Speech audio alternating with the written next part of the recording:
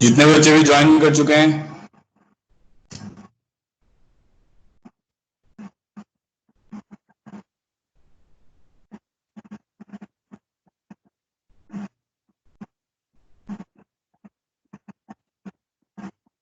Good morning, good morning.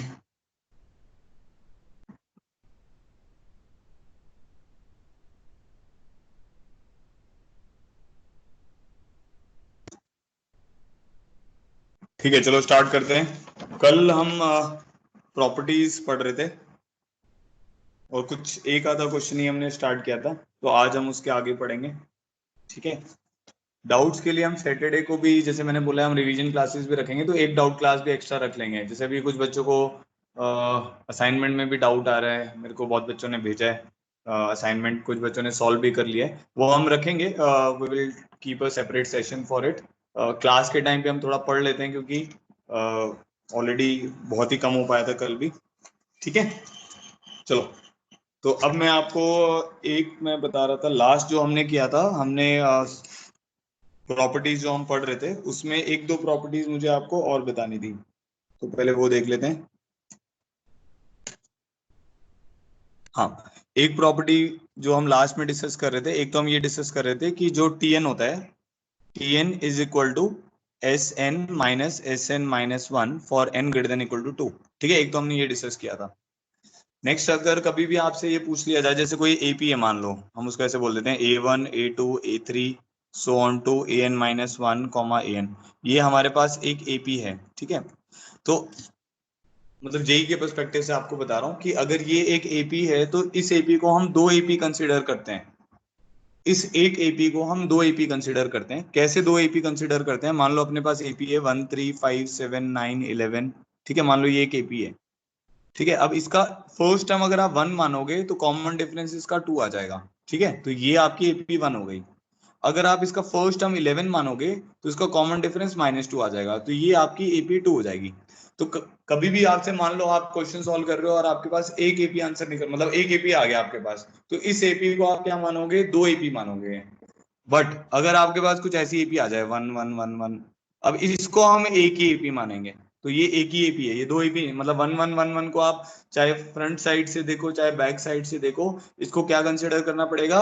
एक ही AP consider करना पड़ेगा। ठीक है, तो एक प्रॉपर्टी ये हो गई, ये आपको पता होना चाहिए। नेक्स्ट, हमें कई बार क्या जरूरत पड़ती है, जैसे मान लो, हाँ, होमवर्क क्वेश्चन मैं डिस्कस करूंगा अभी। पहले पहले थोड़ा पढ़ लेते हैं। ठीक है, लास्ट के 5 10 मिनट में मैं उसको डिस्कस कर लूंगा। अच्छा, अब अ, एक और चीज जो मैं आपको बता रहा हूँ, कई बार हमें ये जरूरत पड़ती है कि वो आपको क्वेश्चन में बोल देगा find the fifth term from the and. तो जैसे मान लो मैंने बोला T1 T2 T3 T4, ये किसी भी सीक्वेंस के लिए एप्लीकेबल है, किसी भी प्रोग्रेशन के लिए एप्लीकेबल है। और से मान लो Tn-2 Tn-1 Tn। तो इस सीक्वेंस में या इस प्रोग्रेशन में हमारे पास एन टर्म्स हैं। ठीक है, अब मैं अगर आपको बोलता हूं, मान लो third term from the end निकालो, T3 फ्रॉम द एंड।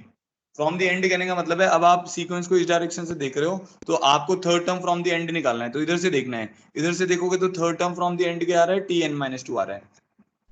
क्या आ रहा है? Tn-2 आ रहा है। अच्छा, अगर मैं बोलता हूँ fourth term from the end निकालो, तो वो क्या हो जाएगा? ऑब्वियसली क्या होगा? Tn-3 हो जाएगा। इधर इसके पीछे वाला टर्म क्या आएगा? Tn-3।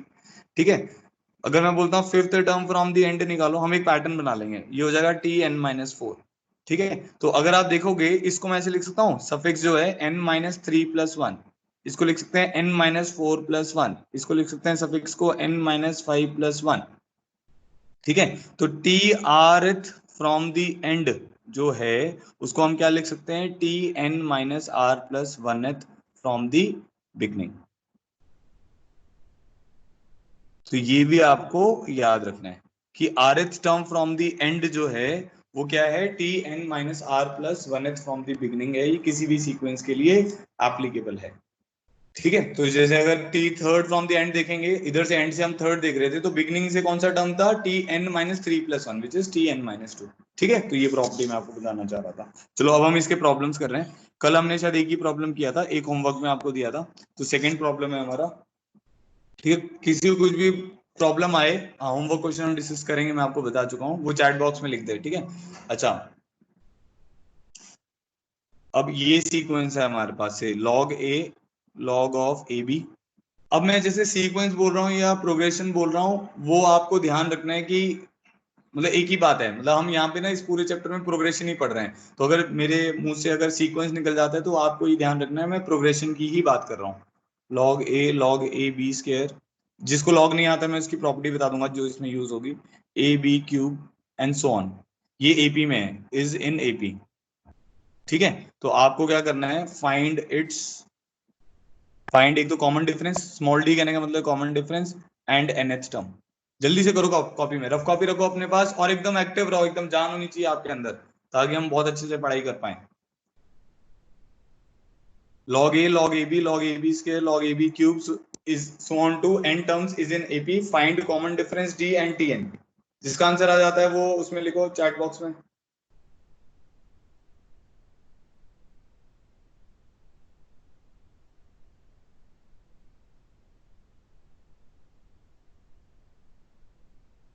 log b,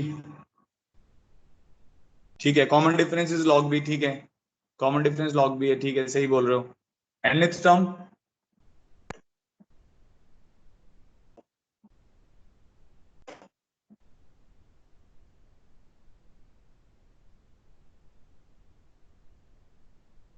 nth term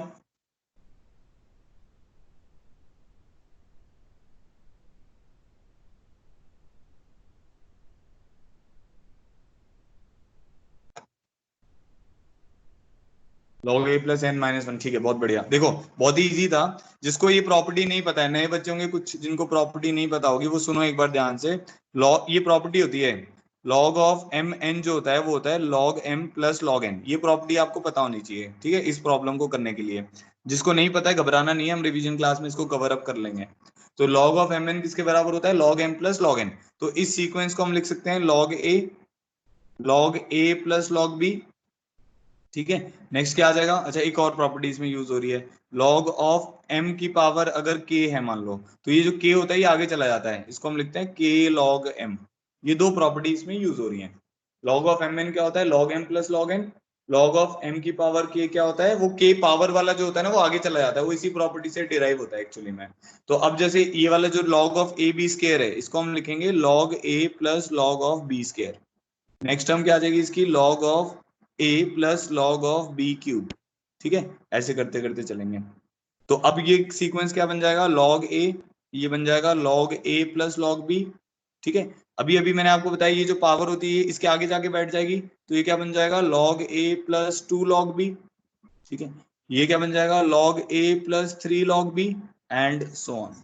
ये आपकी T1 हो गई, ये आपकी T2 हो गई, ये आपकी T3 हो गई, ये आपकी T4 हो गई, एंड सो ऑन। तो आपको देखने भी समझ आ रहा है कि भाई जो Tn होगा वो क्या होगा, फर्स्ट टर्म log a है plus n minus one into common difference, common difference in दोनों का कॉमन डिफरेंस, डिफरेंस लो क्या आएगा log b, इन दोनों का कॉमन डिफरेंस log b, ये इसकी Tn हो गई, और जो कॉमन डिफरेंस है वो log b है। जिसको ये नहीं समझ आया वो चैट बॉक्स में लिखो कि सर मुझे समझ नहीं आया। जिसको ये प्रॉब्लम समझ नहीं आया वो चैट बॉक्स में लिख दो मुझे नहीं समझ आया है, और जिसको समझ आ गया वो शांत रहे।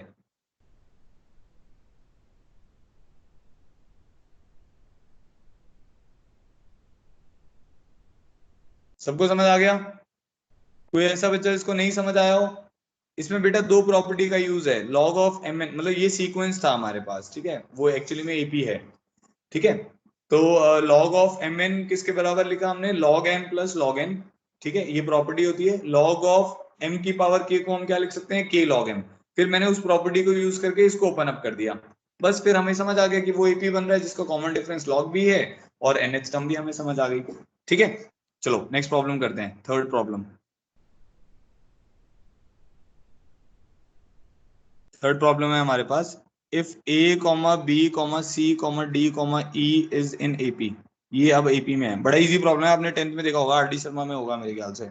तो ये आएगा A minus four B plus six C minus four D plus E, इसकी वैल्यू बताओ। चैट बॉक्स में आंसर लिखो।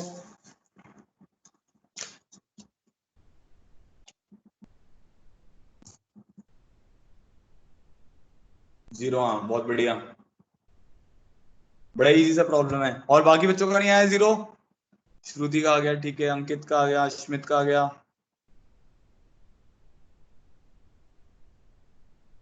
ठीक है, छायांश का भी आ गया, लवीश का भी आ गया, ठीक है, ओके। देखो कर लेते हैं। अब अगर A B C D E AP में हैं, ठीक है बेटा, चलो अब देखो इधर, ए बी सी डी ही अगर एपी में हैं, तो हम ऐसा बोल सकते हैं कि ये वाला जो टर्म है, ए प्लस, ये सीक्वेंस एपी में बनेगा हमारे पास, ये एपी में बनेगा ना, ए comma B comma C comma D comma ई। तो ए प्लस ई जो होगा वो किसके बराबर होगा? बी प्लस डी के बराबर होगा, और वो किसके बराबर होगा? टू सी के बराबर होगा। ये समझ आ गया होगा सबको कैसे लिखा है? ये हमने वो प्रॉपर्टी पढ़ी थी कि फर्स्ट और लास्ट का जो सम होता है वो सेकंड और सेकंड लास्ट के बराबर होता है, और वो थर्ड और थर्ड लास्ट के बराबर होता है, एंड सो ऑन। अब जैसे मान लो एक चीज जो आपको पता होनी चाहिए, मैं कॉमन सी एपी लेता हूँ हमेशा, 1 3 5 7 11 13, मान लो ये एपी है, इवन टर्म्स हैं। अगर इवन नंबर ऑफ टर्म्स हैं तो फर्स्ट और लास्ट का सम कितना हो रहा है? 14। सेकंड और सेकंड लास्ट का सम कितना हो रहा है?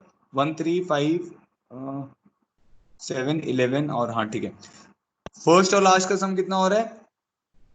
14, कुछ गड़बड़, 9 मिस कर दिया मैंने, ओके। 2 मिनट बेटा, देखो एक बार दोबारा से।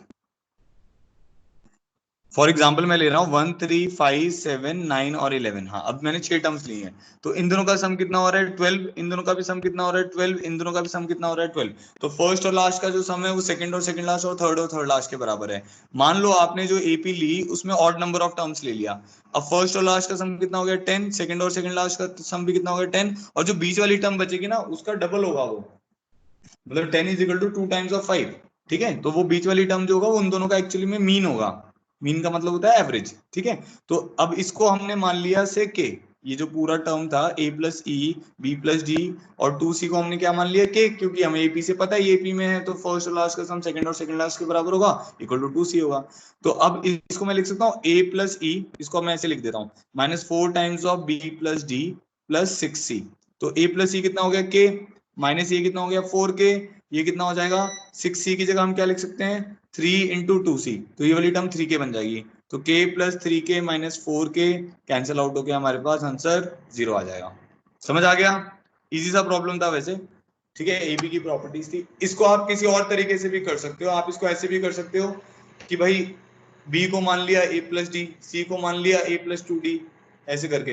डी मत मानना, डी यहाँ पे ऑलरेडी है, तो ऐसा कर लो, बी को मान लो ए प्लस के, वेयर कॉमन डिफरेंस इज के, सी को मान लो ए प्लस 2 के, ऐसे करके भी आप डी को ए प्लस 3 के मान के भी कर सकते हो।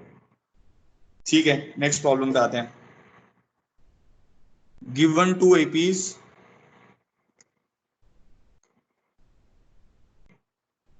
2 5 8 11 so on to T60 3 5 7 9 so on to T50। ठीक है, हमें निकालना है find the number of common terms.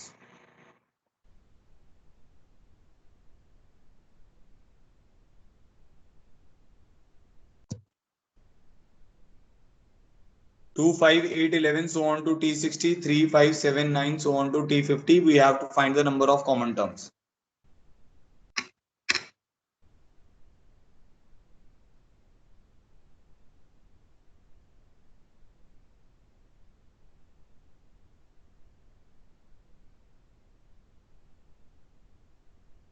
जिसका आंसर आ रहा है चैट बॉक्स में लिखो।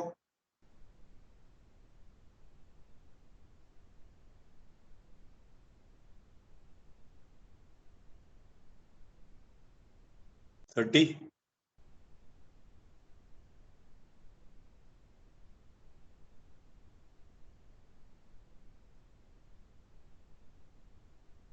नहीं, 30 इज नॉट द आंसर बेटा।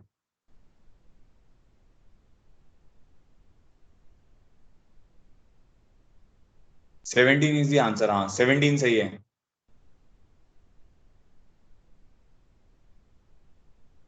देखो अच्छा, नंबर ऑफ कॉमन टर्म्स करने के लिए क्या करना होता है, हो सकता है आपने देखा हो ऐसा क्वेश्चन, इजी सा ही प्रॉब्लम है। अगर आप देखोगे तो जो फर्स्ट सीक्वेंस है जो AP1 है हमारी, इसको AP2 लिख देते हैं।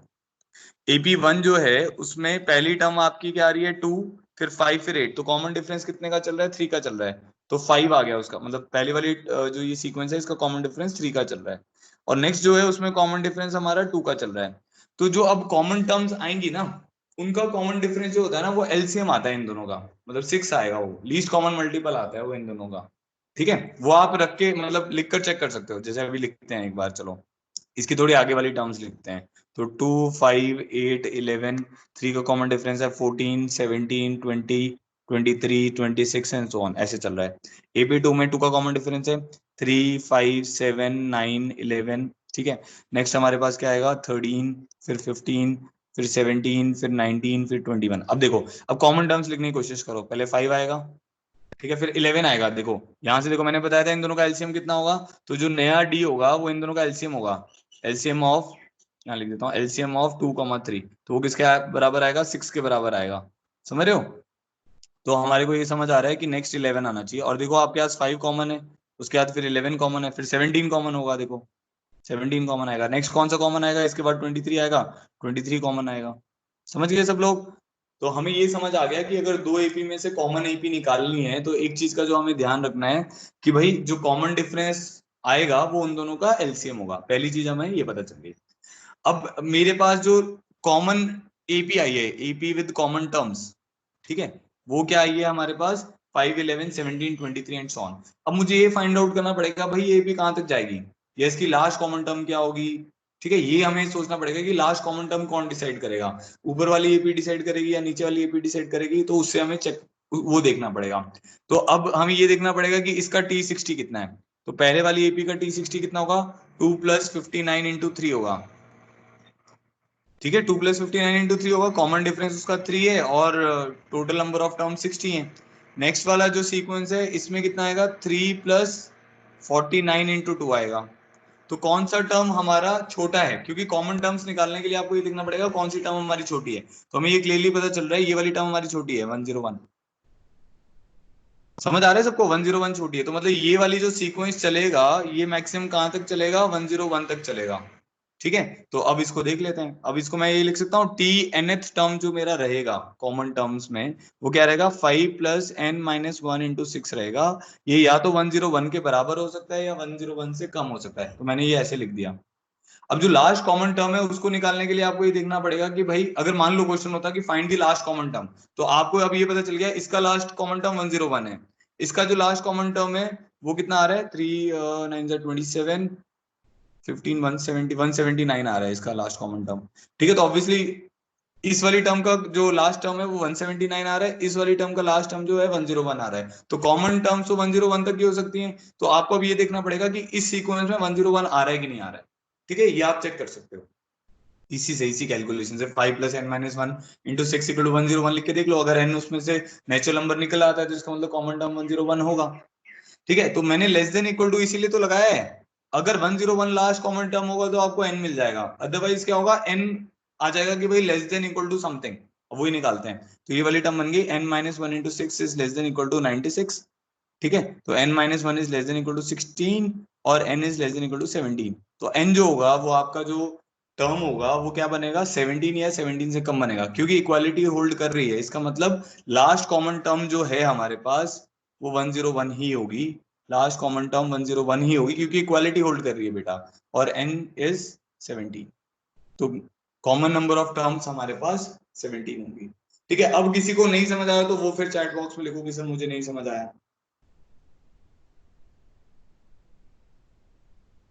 जिसको समझ आ गया फिर आगे बढ़ते हैं। सबको समझ आ गया? किसी को नहीं समझ आया तो चैट बॉक्स में लिखो। ठीक है, I'll continue ahead।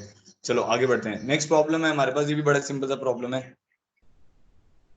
if pth qth rth term of an APR, if pth term of an AP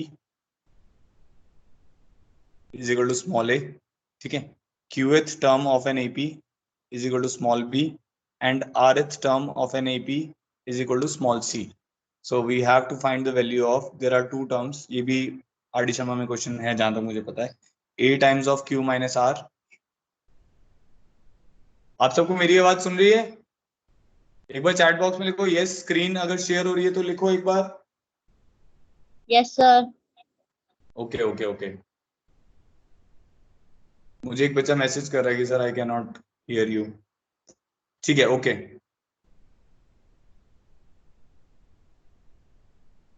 ठीक है ओके। तो a times of q minus R plus b times of r minus p plus c times of p minus q, इसकी वैल्यू निकालनी है। आपको पता होगा इसकी वैल्यू जीरो आती है। काफी कॉमन सा क्वेश्चन है, ये दोनों टर्म में लिख रहा हूँ, इसकी वैल्यू जीरो आती है। बट इसका मेथड ना, कई बच्चे इसको बहुत लेंदी मेथड से करते हैं, कई बच्चे इसको बहुत ही शॉर्टकट मेथड से करते हैं।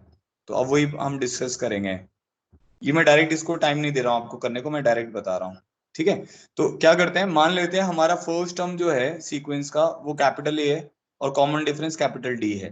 तो अब हमें बोला हुआ है जो पीएथ टर्म ऑफ एपी है वो क्या है, A plus P minus one times of D, वो स्मॉल ए के बराबर है। यहाँ पे स्मॉल ए और कैपिटल ए डिफरेंट टर्म्स हैं। ठीक है। क्यूएथ टर्म ऑफ एपी जो है वो A plus Q minus one times of D जो है वो किसके बराबर है, वो हमारा बी के बराबर दिया हुआ है। ठीक है जी। A plus R minus one into D जो है वो सी के बराबर दिया हुआ है, small A small B small C. ठीक है। अब जो पहला टर्म था उसमें आपको निकालना था, उसमें आपको टर्म क्या चाहिए, A times of Q minus R चाहिए, A times of Q minus R का समेशन चाहिए। तो ऐसा ही फिर नेक्स्ट आ जाएगा B times of Q R minus P, ऐसे करके टर्म आ जाएगी। ठीक है। तो अब इसको करने का अच्छा तरीका क्या है, एक तो तरीका है कि आप भाई ए की वैल्यू यहाँ पे पुट करो, बी की वैल्यू पुट करो, सी की वैल्यू पुट करो और समेशन निकालो। तो दूसरा अच्छा तरीका है वो ये है कि आप क्या करो, जैसे हमें यहाँ पे क्या रिक्वायरमेंट है, क्यू माइनस आर का रिक्वायरमेंट है, तो आप इन दोनों को सब्ट्रैक्ट कर लीजिए। इन दोनों को सब्ट्रैक्ट करेंगे तो आपको क्या मिल जाएगा, Q minus R times of D is equal to B minus C मिल जाएगा। ठीक है। तो क्यू माइनस आर की वैल्यू किसके बराबर आ जाएगी, B minus C by D के बराबर आ जाएगी। अब मैंने आपको बताया था कि ना मैथ्स में सिमिट्री बहुत वर्क करती है, जैसे इस प्रॉब्लम में भी सिमिट्री है। अब जब Q माइनस आर लिया तो आपने B माइनस सी आ गया। अब नेक्स्ट टर्म में हमें क्या चाहिए, Q की जगह देखो क्या आ रहा है, Q P Q R cyclic है, जहां पे P आ रहा है वहां पे Q आएगा, जहां पे P आ रहा है उसकी जगह पे फिर बाद में Q आएगा। देखो P आया, उसके बाद क्या आया, Q आया, फिर उसके आगे वाली टर्म देखोगे Q की जगह पे R आ गया। यहाँ पे P आया, P के बाद यहाँ पर क्या आ गया, Q आ गया, और यहाँ पर क्या आ गया, R आ गया। तो इससे आप क्या कर सकते हो, इसके बाद वाली टर्म्स आप डायरेक्टली भी लिख सकते हो। अब जैसे मेरे को नेक्स्ट टर्म चाहिए plus B times of R minus P, ये वाली टर्म चाहिए मुझे। अब मैं डायरेक्टली भी लिख सकता हूँ इसको, अभी मैं डायरेक्टली भी लिखता हूँ और आपको कैलकुलेट करके भी दिखाता हूँ। तो आर माइनस पी मैं कैसे लिखूंगा, बी की जगह अब क्या आ जाएगा, ए बी सी भी साइक्लिक ऑर्डर में, ए की जगह बी आ रहा है, बी की जगह सी आ रहा है, बी की जगह क्या आएगा सी, सी की जगह क्या आएगा ए, डी तो कॉमन डिफरेंस है वो एज इट इज ही पड़ा रहेगा। अब आप इस टर्म को ऐसे भी निकाल सकते हो, देखो इसमें से इसको सब्ट्रैक्ट करो, इसमें से इसको सब्ट्रैक्ट करोगे तो क्या बनेगा, R minus P times of D is equal to C minus A. तो आर माइनस पी आपका किसके बराबर आ गया, C minus A by D के बराबर आ गया। अब अगर मैं, मेरे को ये आइडिया है जैसे हम आगे मैथ्स में बढ़ते रहेंगे मुझे समझ आएगा कि भाई साइक्लिसिटी वर्क कर रही है, मतलब सिमेट्री है, तो हम ये सब कैलकुलेशन नहीं करेंगे, हम डायरेक्टली लिख देंगे। ठीक है। अब नेक्स्ट टाइम हमारे पास क्या था, C times of P minus Q था। ठीक है। तो C times of P minus Q है, तो पी माइनस क्यू कैसे निकालेंगे, पी माइनस क्यू निकालने के लिए हम इसमें से इसको सब्ट्रैक्ट करेंगे। तो हमारे पास क्या आ जाएगा, पी माइनस क्यू कैसे लिखेंगे, अब आर की जगह पी आ रहा है, पी की जगह क्यू आ रहा है, तो सी की जगह क्या आएगा, ए आएगा, ए की जगह बी आएगा, डी आ जाएगा। बस अब हमने सारी टर्म्स निकाल ली हैं।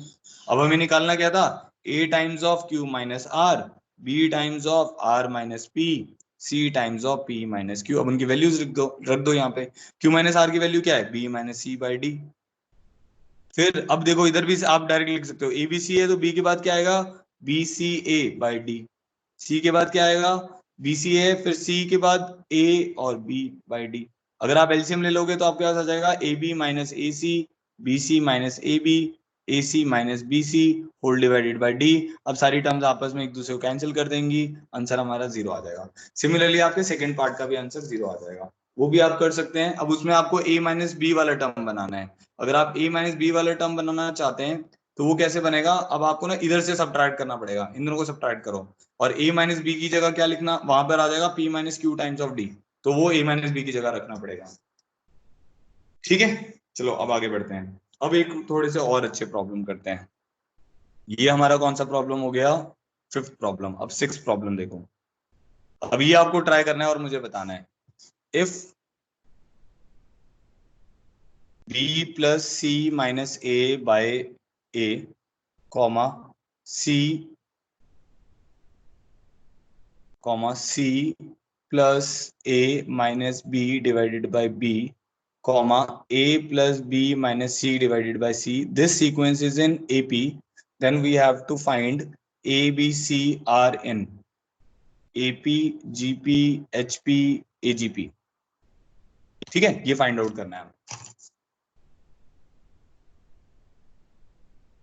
लवीश कौन से प्रॉब्लम को कह रहे हो रिपीट करने को? अश्मित भाई बिना सोल्व किए मत बोलो, आप गलत आंसर बोलोगे तो फिर कोई फायदा ही नहीं है ना। अब वैसा नहीं करना है, आपको आराम से इसको सॉल्व करो, जब आंसर आएगा तभी बोलना है, गलत बोलना ही नहीं है। हम कोशिश करेंगे गलत ना आए हमारा।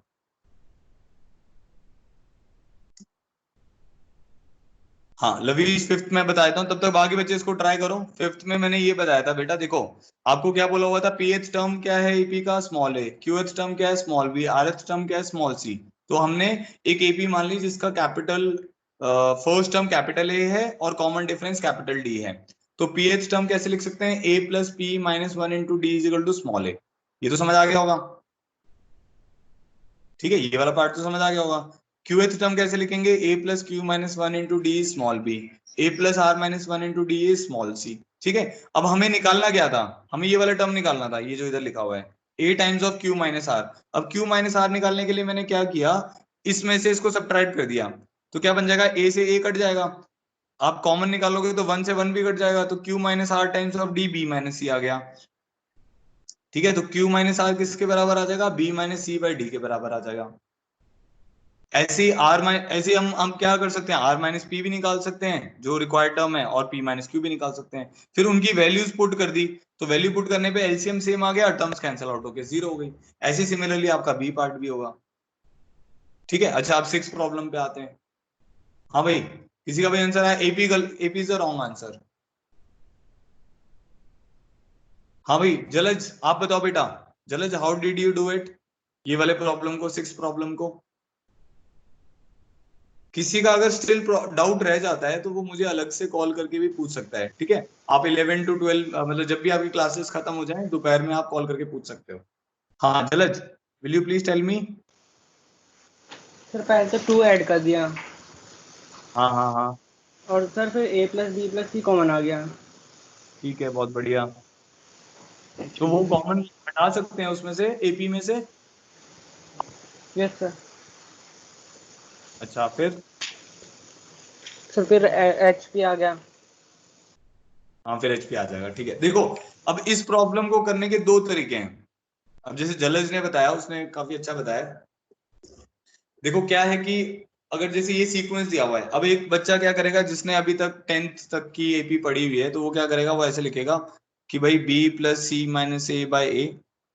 जैसे आपको ये पता होगा ना, मैं पहले एक चीज लिख देता हूँ, अगर अल्फा बीटा गामा एपी में है तो हम ये जानते हैं कि बीटा माइनस अल्फा जो होगा, common difference is equal to gamma minus beta होगा, तो two beta is equal to alpha plus gamma होगा। ये हम सब लोग जानते हैं कि अगर भाई तीन टर्म हमारी एपी में है तो बीच वाली टर्म टू बी, उसका जो मीन होता है वो अल्फा प्लस मतलब बीटा जो होता है वो अल्फा और गामा का मीन होता है, तो बीटा को हम alpha plus gamma by two लिख सकते हैं। ठीक है, ये हम सब लोग जानते हैं। तो two beta is equal to, तो पहला आपके मन में यही क्वेश्चन आएगा कि सर मैं इसको वैसे करूंगा कि भाई b plus C minus A, तो आप क्या लिखेंगे सबसे पहले, b plus C minus A by A plus A plus B minus C by C is equal to two times of C plus A minus B by B. फिर आप calculation करेंगे, उसके बाद एबीसी में आपका रिलेशन कुछ निकल कर आएगा। ठीक है, तो ये आप नॉर्मली जो 10th का बच्चा है वो कुछ ऐसा करेगा। बट अब हम क्योंकि 11th में आ गए हैं और हमने प्रॉपर्टीज पढ़ ली हैं, तो हम इसको और थोड़ा शातिर तरीके से करने की कोशिश करेंगे। अब वो शातिर तरीका क्या है, जैसे जलज ने बताया, आपने कल पढ़ा था कि किसी भी सीक्वेंस में कोई अगर सॉरी कोई भी अगर एपी वाला सीक्वेंस है, उसमें अगर आप कुछ ऐड कर देते हो तो वो क्या रहता है, एपी ही रहता है। अगर आप उसमें कुछ मल्टीप्लाई कर देते हो तब भी वो क्या रहता है, एपी ही रहता है। मल्टीप्लाई करने का मतलब डिवाइड करने से भी है, सब्ट्रैक्ट करोगे तब भी एपी रहेगा, डिवाइड करोगे तब भी एपी रहेगा। तो जलज ने क्या किया, इसमें क्या किया, तीनों में टू टू टू ऐड कर दिया, उससे क्या होगा, वो एपी में ही तो रहेगा।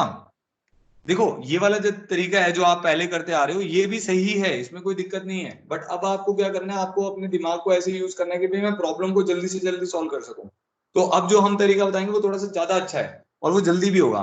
तो हमने क्या किया, इस सीक्वेंस में जो हमें दिया हुआ था, ठीक है, इसको मैं थोड़ा सा रब कर देता हूँ, ये सब इंफॉर्मेशन आपको पता है ऑलरेडी। अच्छा, अब ये जो सीक्वेंस हमें दिया हुआ है इसमें मैंने 2 ऐड कर दिया, तो b plus C minus A by A plus 2, ये एपी में ऑलरेडी, ठीक है। तो c plus A minus B by B plus 2, ठीक है, a plus B minus C by C plus 2। अब ये एपी में रहेगा कि नहीं रहेगा बताओ मुझे। भैया आपने अगर इसमें ऐड, आपने पढ़ा है कि भाई एपी में अगर मैं कोई कांस्टेंट टर्म ऐड कर देता हूँ तो एपी में रहता है, तो ऐड कर दिए 2 2 2 ऐड कर दिया, एपी में रहेगा। ठीक है जी, अब एलसीएम लोगे तो क्या आ जाएगा, a plus B plus C by A आ जाएगा, a plus B plus C by B आ जाएगा, a plus B plus C by C ये आ जाएगा। तो ये एपी में ही रहना है क्योंकि अभी आपने कुछ नहीं किया, अभी तो आपने सिंप्लीफाई किया है। अब इनमें अगर आप ध्यान से देखेंगे तो a plus B plus C, a plus B plus C, a plus B plus C, तीनों में एक कॉमन टर्म है। तो किसी भी टर्म से डिवाइड करने पे भी एपी क्या रहती है, एपी ही रहती है। हो सकता है किसी ने कल का लेक्चर मिस किया हो तो उसको नहीं समझ आ रहा हो, वो उसको पढ़ना पड़ेगा उस लेक्चर को। उसमें ये था कि जैसे अगर हम ये देख लेते हैं, मान लो 3 5 7 9 है, ये एपी है। अब आप इसको ना 2 से डिवाइड करो, 2 से डिवाइड करो या 2 से मल्टीप्लाई करो। मान लो 2 से मल्टीप्लाई किया, 6 10 14 और 18, ये देखो ये भी एपी में आएगा, बट इसका कॉमन डिफरेंस चेंज हो जाएगा। यहाँ पे कॉमन डिफरेंस 2 था, यहाँ पे कॉमन डिफरेंस 4 हो गया, यहाँ पे भी कॉमन डिफरेंस 4 हो गया, यहाँ पे भी कॉमन डिफरेंस 4 हो गया। 2 से अगर आप मल्टीप्लाई डिवाइड करते हो, सॉरी, तो या हाफ से मल्टीप्लाई करते हो, ये बनेगा 3/2, 5/2, 7/2, 9/2। देखो क्या बना, कॉमन डिफरेंस 1, इनका कॉमन डिफरेंस 1, इनका कॉमन डिफरेंस 1। समझ रहे हो, तो वो एपी में ही रहता है। तो इसीलिए मैं a प्लस बी प्लस सी, अब मैं इस पूरे सीक्वेंस को 1 plus A plus B plus सी से मल्टीप्लाई कर रहा हूँ। जैसे मैं इस पूरे सीक्वेंस को इससे मल्टीप्लाई करूंगा तो मेरे पास क्या आएगा, 1/a आ जाएगा, यहाँ पे 1/a 1/b 1/c, 1/a 1/b 1/c किस में आ जाएंगे, एपी में आ जाएंगे। तो 1/a 1/b 1/c एपी में आ गया, तो ए बी सी किस में आएगा, कल बताया था एचपी क्या होता है, एचपी क्या होता है, एपी का रेसिप्रोकल। तो अगर 1/a 1/b 1/c एपी में है तो इसका रेसिप्रोकल किस में होगा, एचपी में होगा। तो एबीसी हमारे किस में होंगे, एचपी में होंगे। ये बात क्लियर हो गई अब सबको। ठीक है, अब नेक्स्ट एक और क्वेश्चन करते हैं, ऐसे ही क्वेश्चन है, ठीक है, ध्यान से करना आप लोग। प्रॉब्लम 6 हो गया, ये प्रॉब्लम 7 करते हैं। ठीक है, तो अब इसमें है हमारे पास, अगर एबीसी एपी में है, if A B C are in AP, then a plus 1 by bc, b plus 1 by ac, c plus 1 by ab is in ap gp hp agp। इन चारों में से कोई एक आंसर आएगा, ठीक है, बताओ जल्दी से, चैट बॉक्स में लिख के बताओ। वही आपको क्या करना है, अब ऐड सब्ट्रैक्ट करके ना कुछ बनाना है, ये टर्म बनाना है, इसको वैसे नहीं करना है a plus C equal to 2b से, इसको डायरेक्ट आप वैसे करो, कुछ ऐड सोचो, ठीक है, सोचो कि भाई क्या ऐड करूं जिससे ये सीक्वेंस बन जाए मेरा, ये 3 टर्म्स बन जाए।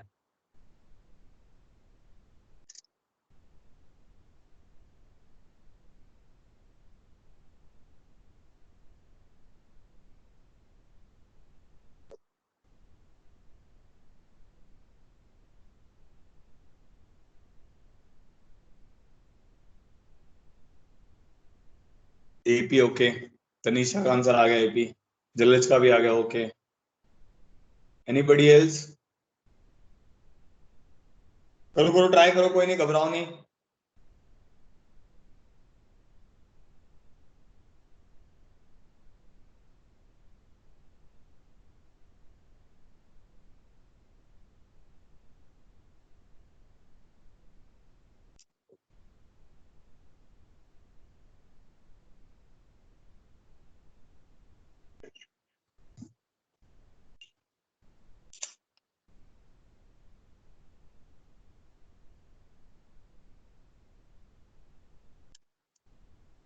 प्रियांशु का आ गया, ठीक है, अनुष्का का आ गया। तनीषा आप बताओ मुझे, माइक ऑन करके आपने कैसे किया, तनीषा, तनीषा गोयल। Sir, first, हाँ yes, हाँ sir. बताओ बेटा। Sir, first I added +1 to all. Then okay, I divided them by ABC. तो उससे तो बनेगा नहीं बेटा, देखो आपने अगर +1 कर दिया इसमें, अब जो तनीषा ने किया वो मैं बता रहा हूँ, a+1 b+1 c+1 आ गया बेटा आपके पास एपी में। अब जब आप एबीसी से डिवाइड करोगे तो ये क्या बन जाएगा, a+1 by ABC, b+1 by ABC, c+1 by ABC, ठीक है।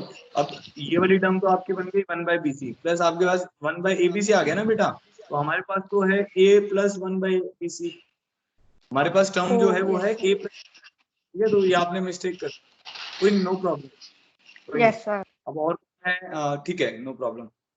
उमंग आप बताओ कैसे किया आपने बेटा, माइक ऑन करके।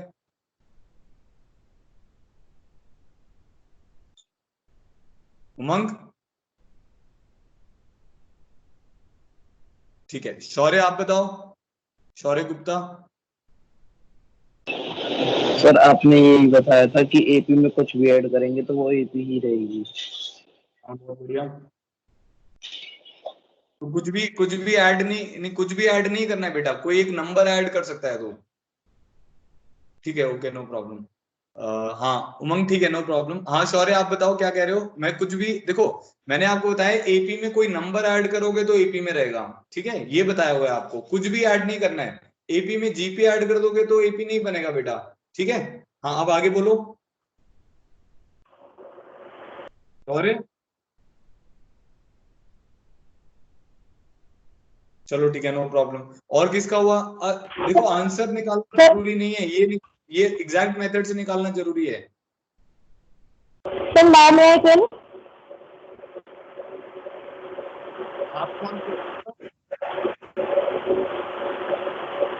सर। हाँ बोलो। सर पहले a+1/bc abc+1 हो जाएगा। तो हाँ मतलब एलसीएम, आप इसका एलसीएम ले रहे हो, ABC+1। यस सर, तो सबका वो न्यूमरेटर सेम आ जाएगा। हाँ ठीक है, ओके, फिर उसके बाद सर सब फर्स्ट टर्म बनेगी abc+1 divided by bc, second term हाँ। बनेगी abc+1 divided by ac। Next बताओ, नेक्स्ट बताओ।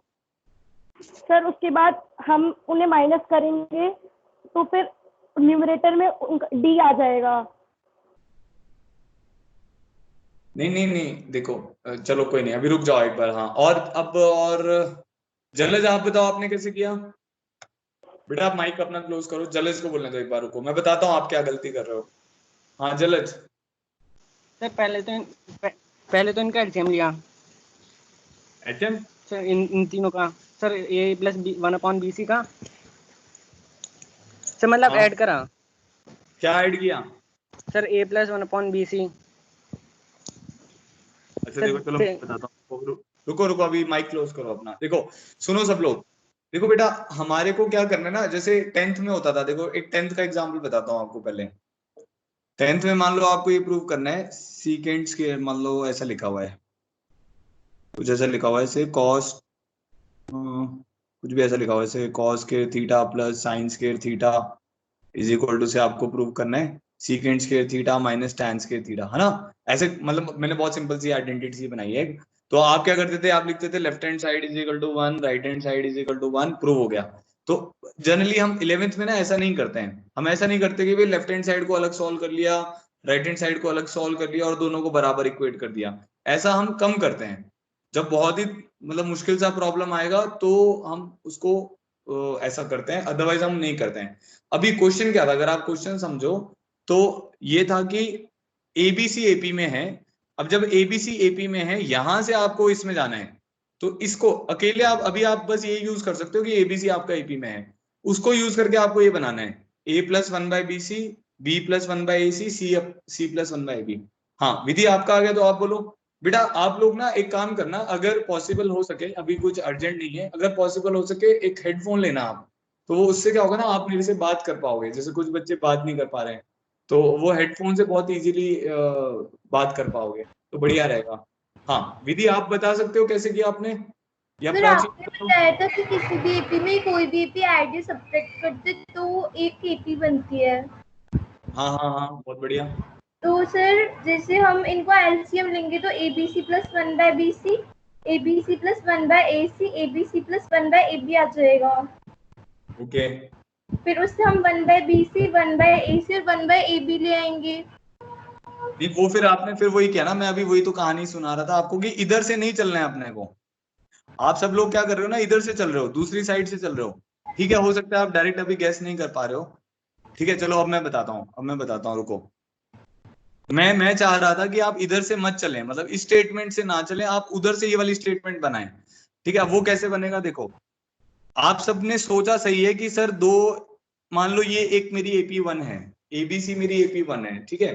जैसे कुछ बच्चों ने ये स्टेटमेंट जो बोली एकदम सही बोली कि 2 AP को ऐड करेंगे तो AP बनेगा, ठीक है। तो ABC AP में है, अब बताओ ये मैंने कैसे लिखा, A upon ABC, B upon ABC, C upon ABC, ये भी एक AP में होगा, ये सबको समझ आ रहा होगा। ABC AP में है तो उसको ABC से डिवाइड करोगे तो भी वो किस में आएगा, AP में ही आएगा, ठीक है। तो हमारे पास क्या आ जाएगा, 1/BC, 1/AC, 1/AB, ये भी एक AP में आ जाएगा, ठीक है। अब इन दोनों को ऐड कर दो आप, 2 AP को ऐड करोगे तो आपके पास एक AP आ जाएगी। मैं ये चाह रहा था कि आप ABC से ये टर्म बनाओ, तो कुछ बच्चों ने बनाया बट उसने शायद हो सकता है इसको यूज कर लिया, तो इसीलिए उनके आंसर को मैंने सही नहीं माना। बाकी ठीक है, एग्जाम वगैरह में CBSE वगैरह में ठीक मान लिया जाता है, बट हम ये देखो हमें ये भी सोचना है कि मतलब जो भी, मतलब हमें ट्रिक्स भी सीखनी है मैथ्स में ना। तो ये एक छोटा सा ट्रिक था कि भाई मेरे को 2 AP को ऐड करना था, उससे ये टर्म बन जाती। तो इसको देख के हमें ये स्ट्राइक करना चाहिए था कि भाई ABC से ABC तो बन ही रहा है, अब 1/BC, 1/AC, 1/AB और बनाना था हमें, ठीक है। किसी ने इस तरीके से किया था जैसे मैंने बताया, वो चैट बॉक्स में मुझे लिख के बताओ कि यस सर मैंने इस तरीके से किया था। चलो ठीक है, कोई नहीं, घबराना नहीं है, आ जाएगा आपको स्लोली स्लोली। अच्छा, अब नेक्स्ट इस टाइप के प्रॉब्लम आपको समझ आ गए अब कि इस टाइप के प्रॉब्लम कैसे करते हैं। हाँ प्राची, आपने मुझे बताया, आपका भी आंसर आ गया, बट ये जो मैंने तरीका बताया इस तरीके से अगर किसी ने किया हो तो वो मुझे बताए, अदरवाइज फिर हम आगे बढ़ रहे हैं, ठीक है। प्रॉब्लम 8 आ जाएगा आपको, कोई ऐसा हार्ड एंड फास्ट नहीं है, ठीक है। अब ये बताना, ये देखते हैं कौन बता पाता है। Find the maximum degree of the expression 1 + x, 1 + x raised to the power 6, 1 + x raised to the power 11, 1 + x raised to the power 16, so on to 1 + x raised to the power 101। भाई बताओ, देखते हैं किसका answer आता है। जिसका भी answer आएगा बस वो चैट बॉक्स में लिखेगा, कोई बोलेगा नहीं, फिर मैं अपने आप ही किसी से पूछूंगा बेटा। एकदम एंथू में आ जाओ, लास्ट अपने 10 मिनट 10-15 मिनट है हमारे पास, एकदम पूरी जान डाल दो क्वेश्चन में।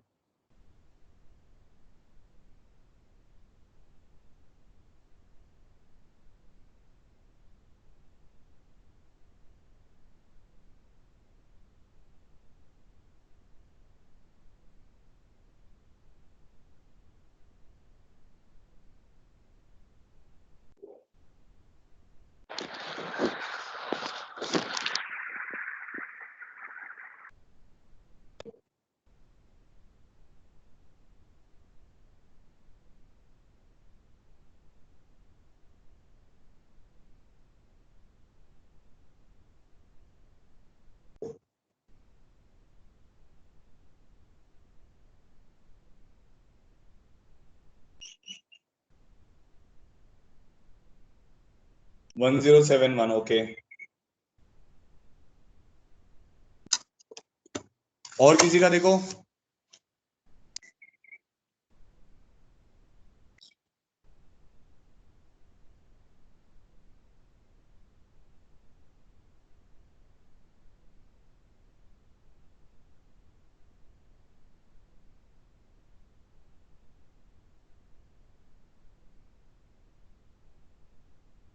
One 1071 is correct answer.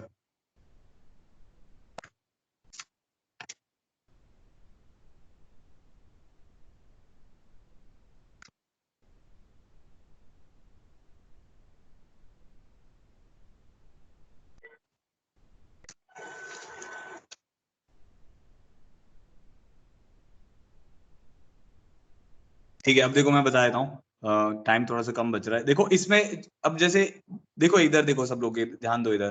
तो मेरे पास मान लो 1 + x × 1 + x की पावर 2 है। अगर मैं आपसे पूछूं कि इसकी मैक्सिमम डिग्री कितनी है, मैक्सिमम डिग्री कहने का मतलब है जैसे अगर आप क्वाड्रेटिक बोलते हो तो quadratic polynomial has maximum degree 2, ठीक है। Cubic polynomial has maximum degree 3, ठीक है। तो इसमें अगर आप मल्टीप्लाई करोगे तो आपके पास टर्म्स कौन सी आएंगी, एक्स क्यूब आएगा, एक्स स्क्वायर आएगा, एक्स आएगा, 1 आएगा, ठीक है, मल्टीप्लाई करने के बाद। तो हो क्या रहा है, इसकी मैक्सिमम डिग्री 3 आ रही है। अगर मान लो मैं 1 प्लस एक्स स्क्वायर को 1 माइनस एक्स स्क्वायर से मल्टीप्लाई करता हूँ तो क्या होगा, मैक्सिमम डिग्री क्या आएगी, 1 माइनस एक्स 4, तो मैक्सिमम डिग्री 4 आएगी। तो अगर आप ध्यान से देखें तो ये जो पावर्स है ना बेटा, ये पावर ऐड हो रही है, जो मैक्सिमम पावर है वो ऐड हो रही है, ठीक है। तो जैसे आप इन दोनों को मल्टीप्लाई करोगे, अगर इन दोनों टर्म को मल्टीप्लाई करोगे तो एक्स की पावर 7 मैक्सिमम आएगा। फिर एक्स की पावर 7 जब एक्स की पावर 11 से मल्टीप्लाई होगा तो क्या बनेगा, बिकॉज एक्स की पावर 7 इंटू एक्स की पावर 11 इज एक्स की पावर 18, तो वो मैक्सिमम पावर आपकी क्या बन जाएगी, 18 बन जाएगी। तो हमें ये समझ आ जाएगा कि maximum degree of this expression can be achieved if we add all the powers. So 1 plus 6 plus 11 plus 16 plus so on to 101, ठीक है, ये हमें ऐड करना है। अब ये आपको, ये तो आपके लिए बच्चों का खेल हो गया क्योंकि ये एपी का सम है। तो अब देख रहे हो, अब मतलब बस यही है कि जेई मेंस और जेई एडवांस में, ये जैसे जेई मेंस टाइप का प्रॉब्लम है, वो क्या करेगा ना, वो सिंपल से प्रॉब्लम को थोड़ा उसको उसका एप्लीकेशन बनाएगा। तो ये उसने एक एप्लीकेशन बना दिया। तो आपको यहाँ पे एक स्टेप और सोचना था कि अच्छा इसमें एपी, इसमें लग एपी रहा है, बट अगर मैं आपको बोलता कि भाई ये इसका सम निकालो, तो जी मतलब दुनिया का हर एक बच्चा जो 10th में पास आउट हो चुका है वो इसका सम निकाल लेगा, ठीक है। कुछ हो सकता है ना निकाल पाए, बट मोस्टली इसका सम निकाल लेंगे। बट अब जैसे ही इस प्रॉब्लम को हमने ऐसे रिप्रेजेंट कर दिया, find the maximum degree of the expression, तो कुछ बच्चों को ना ये कंफ्यूजन सा हो जाएगा कि अब मैं क्या करूं क्या करूं क्या करूं। तो ये हमें सोचना सीखना है, ठीक है। बस अब इसका आप सम निकालेंगे तो टोटल नंबर ऑफ टर्म्स निकाल सकते हैं। 101 is equal to 1 plus n minus 1 into common difference is 5, so n minus 1 is 20, तो n मेरे पास 21 आ जाएगा।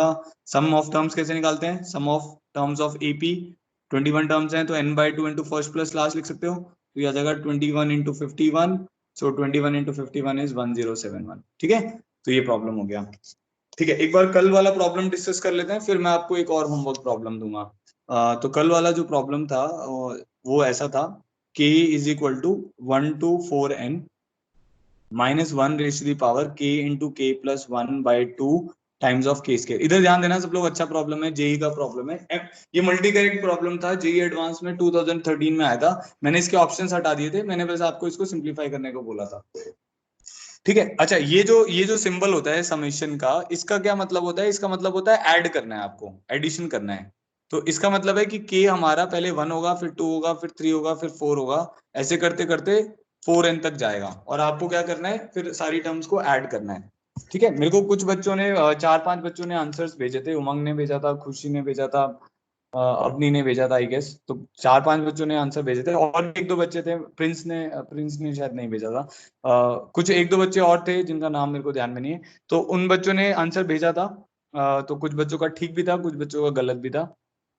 जब हम आपको बोलते हैं ना सिंप्लीफाई करना है, तो मतलब अब मेरा जो फाइनल सिंप्लीफिकेशन है that should come in terms of n, ठीक है। तो अब जैसे आप k को 1 डालोगे, अब मेरे को ऐड करना है और वैल्यूज डालते रहना है। तो k को मैं 1 डालूंगा तो मेरे पास वैल्यू बनेगी -1 की power 1 into 2 by 2 1 square. Next time अगर मैं 2 डालूंगा तो मेरे पास बन जाएगा -1 की power 2 into 3 by 2 times of 2 square, -1 की power 3 into 4 by 2 times of 3 square, -1 की power 4 into 5 by 2 times of 4 square. ऐसे ना इसमें पैटर्न सा बनेगा। अभी मैं यही टर्म लिख रहा हूँ, एक और लाइन लिख लेता हूँ उसे, -1 की power 5 into 6 by 2 times of 5 square, -1 की power 6 into 7 by 2 times of 6 square, -1 की power 7 into 8 by 2 by 7 square, -1 की power 8 into 9 by 2 by 8 square. ऐसे करके एक सीक्वेंस बनेगा कंटिन्यूएशन में, ठीक है।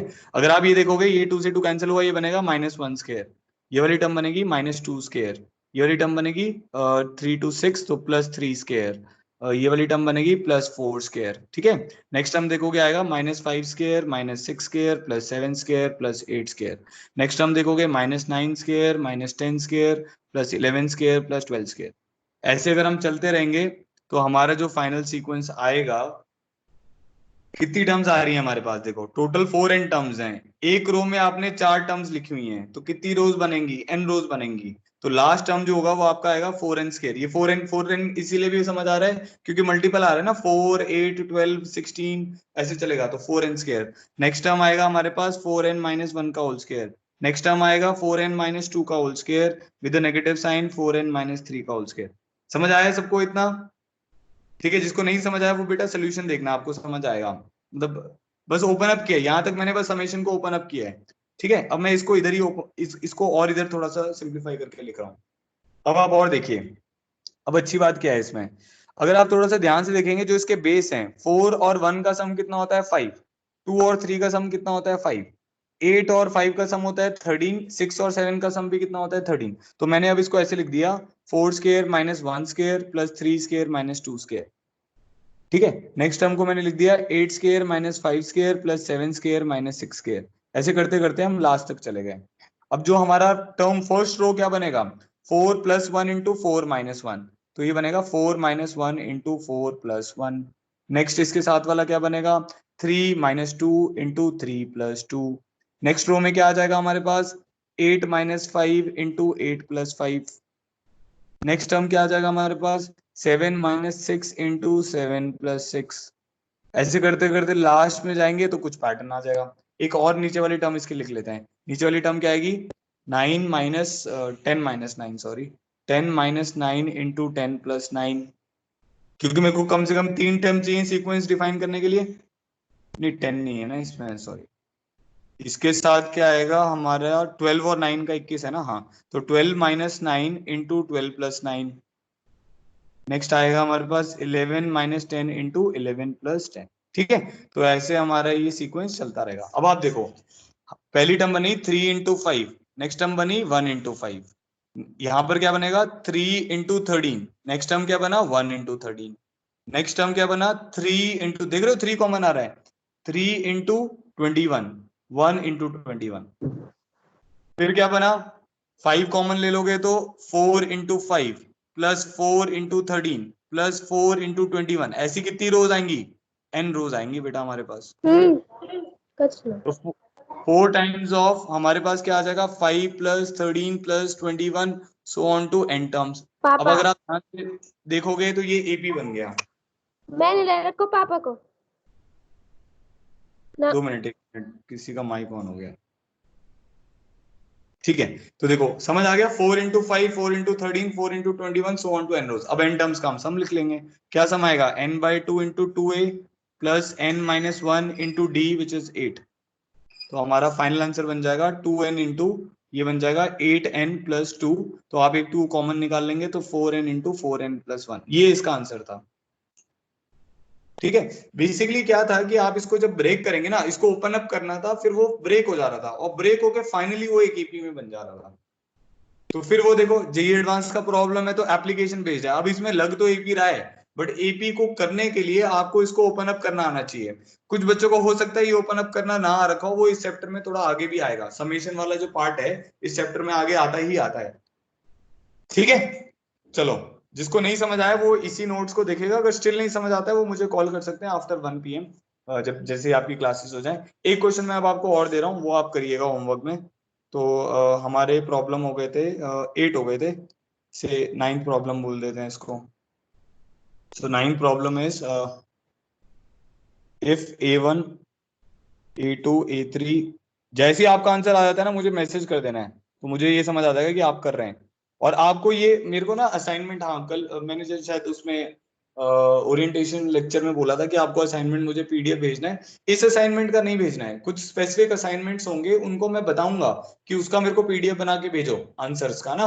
ये इजी असाइनमेंट है, इसमें मुझे PDF की रिक्वायरमेंट नहीं है। आप बस मुझे इतना मैसेज कर दें कि sir out of 61 questions I have completed these many questions, so today your homework is till 61 questions. तो आपको 61 क्वेश्चंस आज खत्म कर लेने हैं। तो मैं एक दिन में अभी आपको 30 क्वेश्चन ही दे रहा हूँ आई गेस, क्योंकि इजी प्रॉब्लम्स है, आप इजीली कर सकते हैं, अभी ज्यादा वर्कलोड आपको नहीं दिया जा रहा है। तो 30 questions you can easily do in 1 day. तो जिसका भी वो होमवर्क कंप्लीट हो गया है और जो भी उसके डाउट्स हैं वो लिख के मुझे भेज दे, बस मैसेज करना है। अभी आपको PDF वगैरह नहीं भेजना है इसका, ठीक है। एक प्रॉब्लम और है, इसको भी आप ट्राई करें, मैं नोट शेयर कर दूंगा अभी। इसमें आपको क्या करना है, हाँ, if A1 A2 A3 so on to AN अगर EP में दिया हुआ है तो 1 by root A1 plus root A2 प्लस 1 by root A2 plus root A3 plus 1 by root A3 plus root A4 plus so on to 1 by root AN minus 1 plus root AN is equal to K times of root of A1 plus root AN है। We have to find value of के। ठीक है, तो ये problem है, ये अब आपका आज का होमवर्क प्रॉब्लम है। ठीक है, साथ में आपके पास एक असाइनमेंट भी है, आप उसको भी करें। आने वाले डेज में आपके ये लेक्चर के टाइमिंग्स को हम थोड़ा सा इंक्रीज करेंगे, अभी 1 घंटा जैसे थोड़ा सा कम पड़ रहा है। और जिसको और भी कोई भी प्रॉब्लम हो रही है, नहीं समझ आ रहा है, वो मुझे मैसेज भी कर सकता है, कॉल भी कर सकता है। ठीक है, हो सकता है कि किसी बच्चे को मेरी स्पीड फास्ट लग रही हो, तो अभी आप बता देंगे तो बहुत अच्छा रहेगा। किसी को किसी भी टाइप की प्रॉब्लम है, 1 to 5 में मुझे कभी भी वो कॉल कर ले, हम उसकी प्रॉब्लम को सॉल्व करेंगे। घबराना नहीं है, अगर आप इस सिस्टम के लिए नए हैं तो अभी हम आपकी पूरी सपोर्ट करेंगे और आपको पूरा मतलब मोटिवेशन भी करेंगे कि आप होमवर्क अपना टाइम टू टाइम करते रहें। ठीक है, चलिए, thank you so much for joining. पानी वानी पीजिए और फिर अपनी नेक्स्ट क्लास को ज्वाइन करिए। ठीक है, इंग्लिश की क्लास आई गेस आज नहीं है आपकी, तो अगर नेक्स्ट आपका इंग्लिश का लेक्चर रहता है तो आप देखिएगा, केमिस्ट्री का या जो भी है वो आपको ग्रुप में अपडेट हो जाएगा। इस लेक्चर का रिकॉर्डेड वर्जन भी आपको आज मिल जाएगा। ठीक है, क्योंकि मैंने रिकॉर्डिंग स्टार्ट कर रखी है। ठीक है, thank you so much for joining. जय हनुमान जी करके, जय बजरंग बली जो करना चाहता है वो करके एग्जिट करता रहे। चैट बॉक्स में लिख दो जय हनुमान जय बजरंग बली।